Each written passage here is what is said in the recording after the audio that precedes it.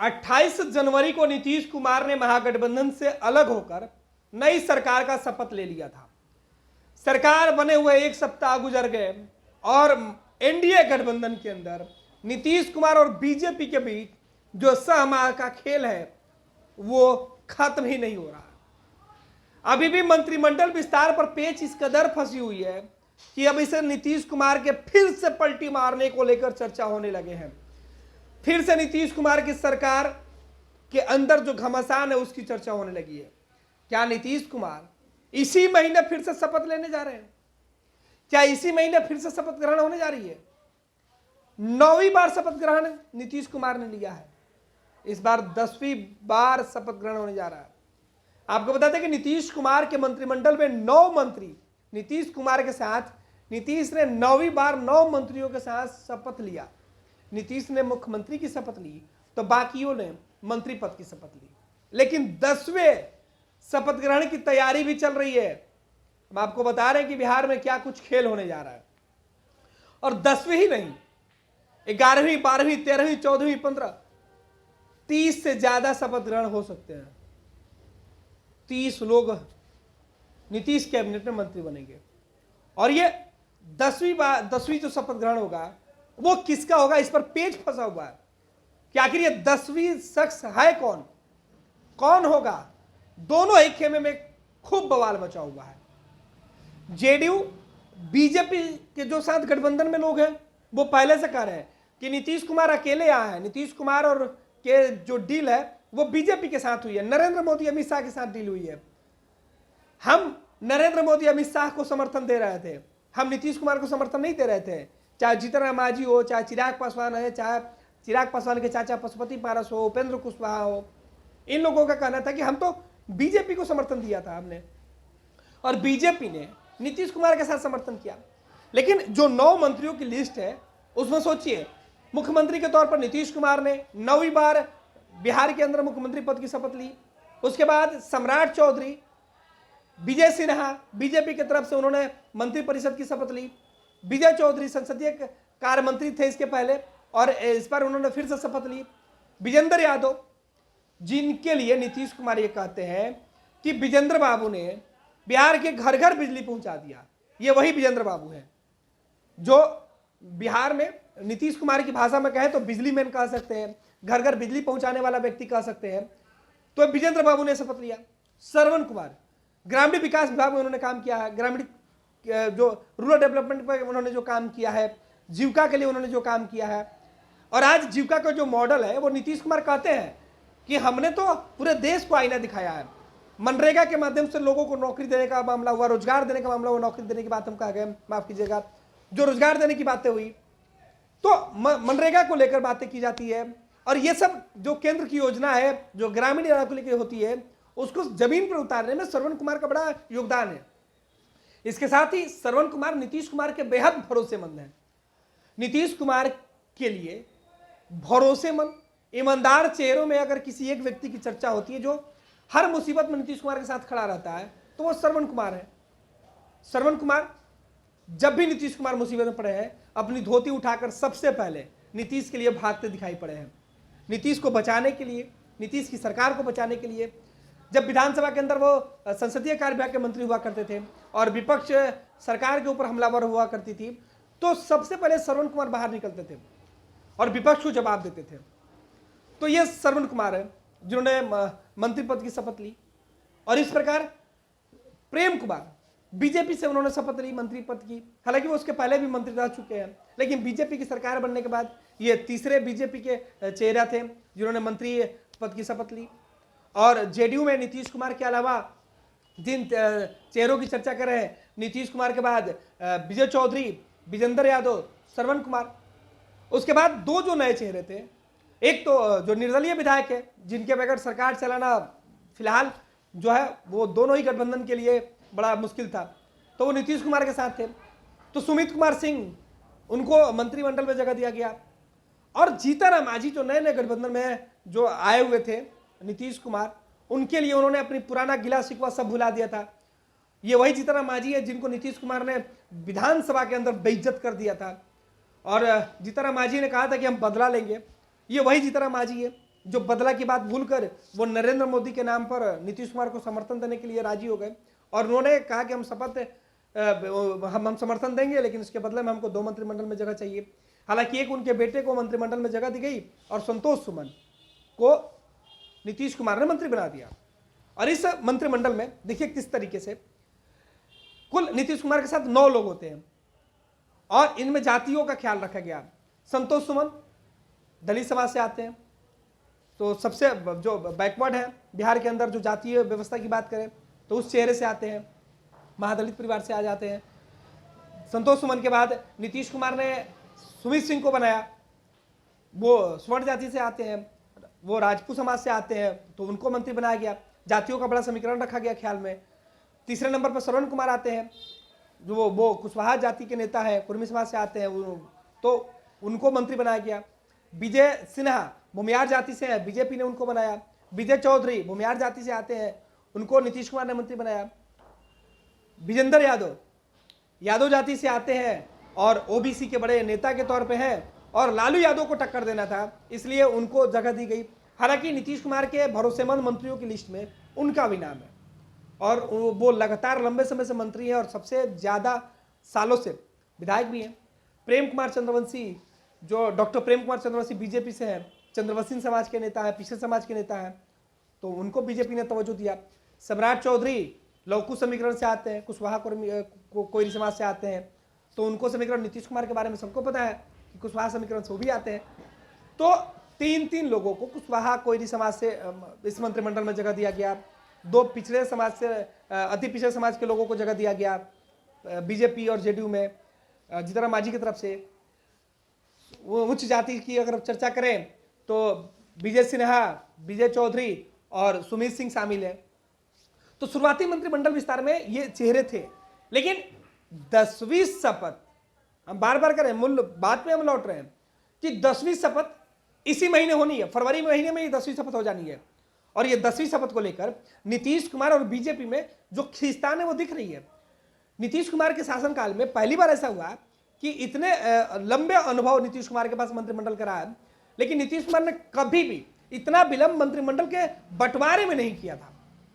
सम्राट चौधरी और विजय सिन्हा को भले ही डिप्टी सीएम बना दिया गया है, उनकी सुविधा बढ़ा दी गई है, डिप्टी सीएम होने के नाते उनकी सुरक्षा प्रदान कर दी गई है, गाड़ी दे दी गई है, लेकिन विभाग ही नहीं दिया गया।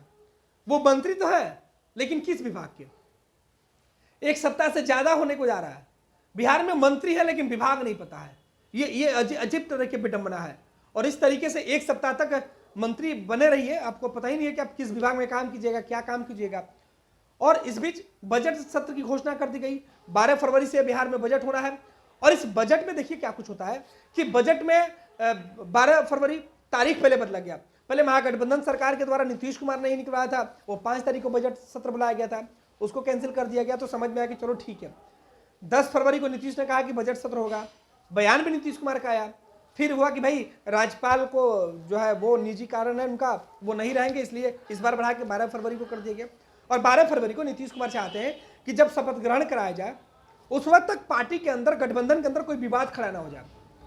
और जो 10वीं 11वीं शपथ ग्रहण का जो सीन है वो सीन क्रिएट करने से पहले कोई विवाद नहीं हो जाए, सभी लोग इस लालच में खामोश रहें, एनडीए के साथ खड़े रहें कि वो बहुमत साबित कर लें।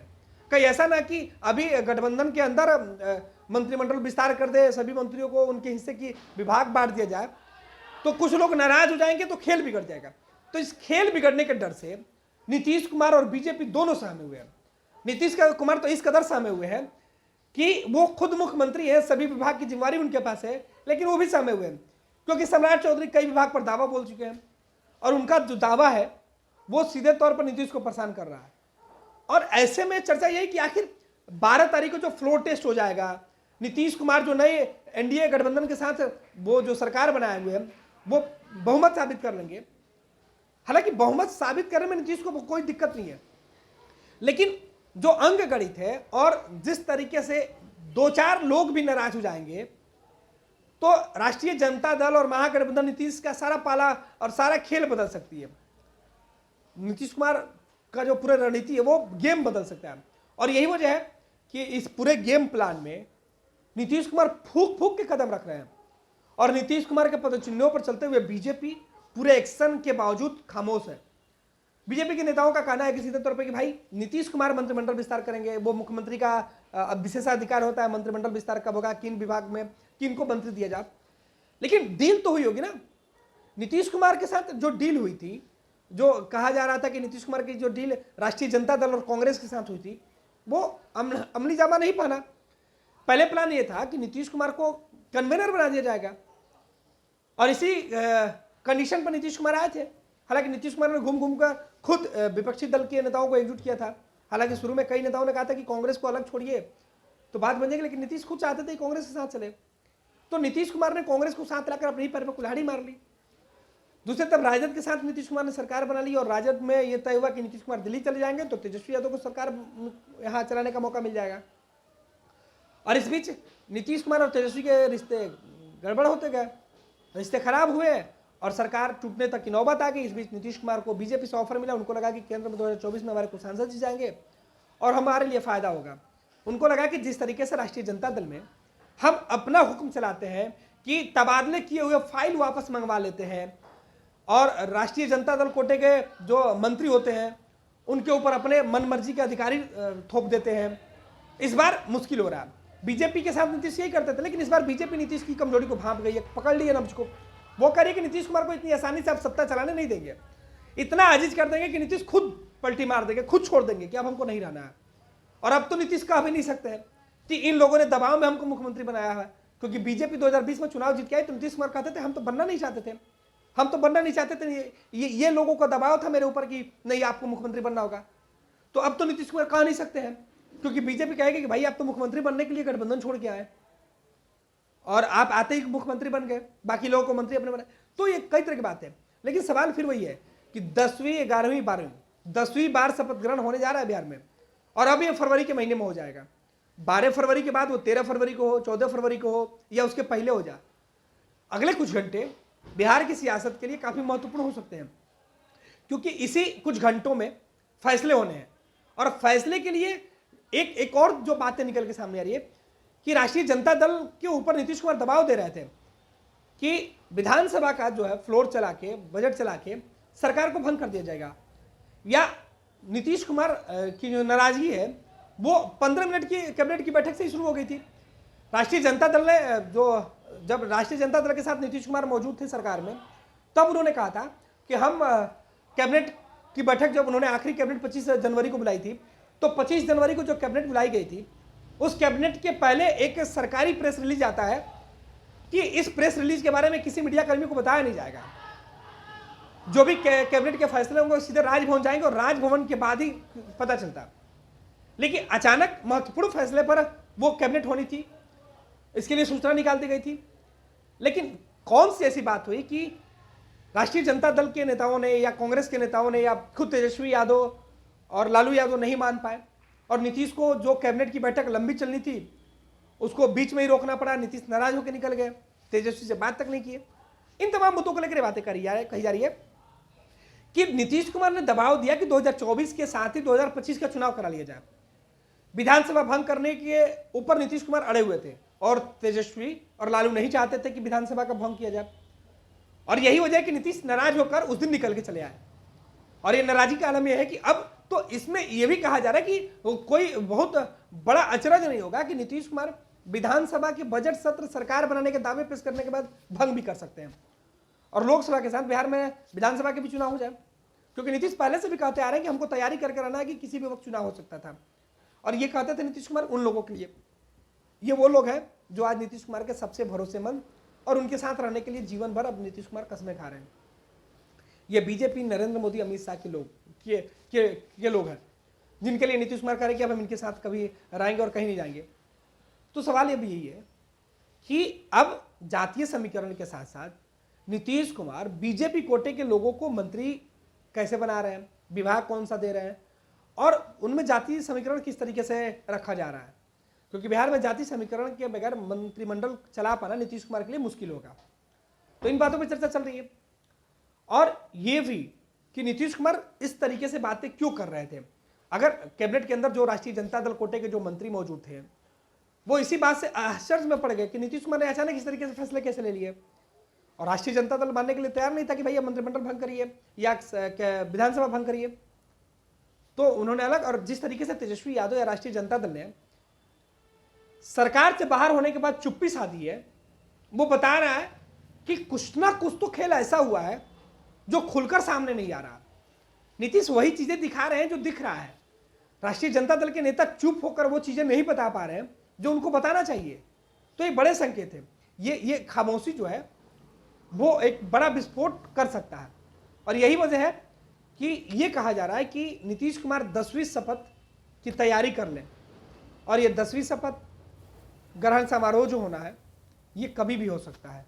तो बिहार में एक बार फिर से भले ही एनडीए की सरकार चल रही है, नीतीश कुमार उसमें मुख्यमंत्री हैं, बीजेपी के 2 डिप्टी सीएम हैं, लेकिन नीतीश कुमार के लिए यह रास्ता आसान नहीं होगा। इस बार मुश्किल इस बार होगी और बिहार में शपथ ग्रहण की तैयारी इसी महीने फिर से होगी। पैनोरमा ग्रुप, जो सोचता है वो करता है।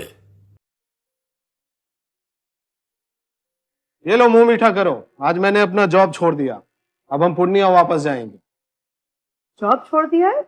मतलब ये घर कैसे चलेगा? हम करेंगे क्या? और माँ बाबूजी क्या बोलेंगे? इसलिए मैं एक और मिठाई का डब्बा लाया। अपने बिजनेस के लिए लोन अप्रूव हो गया। अरे लोन अप्रूव हो गया वो तो ठीक है, लेकिन पूर्णिया में हम रहेंगे कहाँ? अपना घर भी तो नहीं है वहाँ। इसलिए तो एक और मिठाई का डब्बा अलग से लाया हूँ। हमने पूर्णिया में घर ले लिया है, पूर्णिया के ई होम्स पैनोरमा में। पूर्णिया में पैनोरमा ग्रुप लेकर आए हैं ई होम्स पैनोरमा। बड़ा घर, आलीशान जिंदगी और अत्याधुनिक सुविधाओं के संग। अरे अब क्यों मुंह मीठा करवा रही हो? क्योंकि हम घर वापसी जो कर रहे हैं। घर वापसी की खुशी पूर्णिया में ई होम्स पैनोरमा के संग। E homes panorama, luxurious lifestyle redefined.